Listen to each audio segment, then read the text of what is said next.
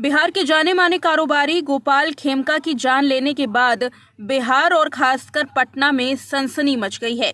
Police इस मामले में सुरागों की तलाश कर रही है, ताबड़तोड़ छापामारी हो रही है। लेकिन हैरत की बात तो ये है कि अभी तक आरोपी फरार है।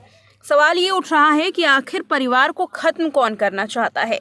दरअसल खेमका परिवार में 6 साल के बाद फिर से मातम का माहौल पसर गया है। सवाल उठे कि आखिर किसकी काली नजर लगी है खेमका के परिवार को, परिवार की किससे दुश्मनी है। हालांकि परिवार का कहना है कि ना तो उनका कोई विवादों से नाता रहा है, ना तो किसी दुश्मनी के बारे में उनको जानकारी है। फिर आखिर ऐसा कौन कर रहा है।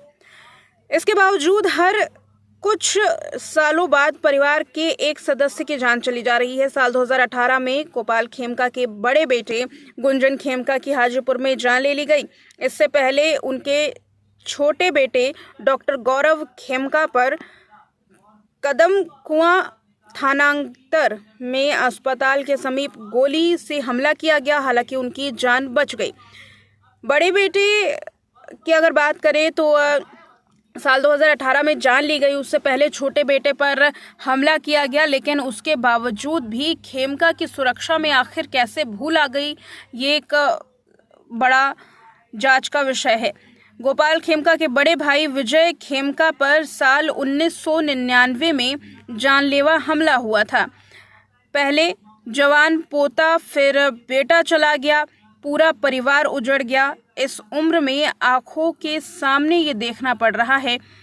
मारवाड़ी भाइयों की सुरक्षा के लिए कुछ किया जाए, हमारा उद्धार कीजिए, ये कहना है गोपाल खेमका की मां का, जो हाथ जोड़कर बिहार के डिप्टी सीएम के सामने ये कह रही थी कि हमें इंसाफ दिलाइए और हमें सुरक्षा भी दीजिए।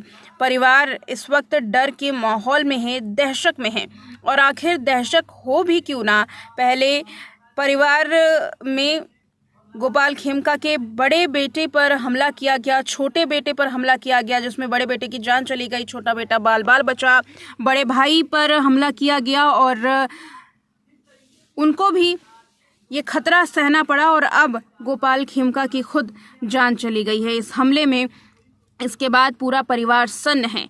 गोपाल खेमका के बेटे, बहू, पिता और ससुर को खोने के बाद सदमे में है।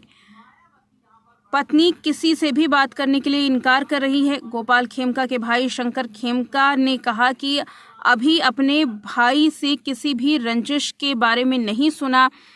हालांकि उनके बेटे की जान लेने में जमीन के मामले का जिक्र आ रहा है, यानी कि कहीं ना कहीं ये पूरा विवाद पूंजी से जुड़ा हुआ है। अब पुलिस पूंजी विवाद को लेकर के भी छानबीन कर सकती है। हालांकि डीजीपी का कहना है कि वो हर एंगल से इसमें छानबीन करने की कोशिश कर रहे हैं। रंजिश से लेकर संपत्ति विवाद को लेकर के भी छानबीन की जा रही है।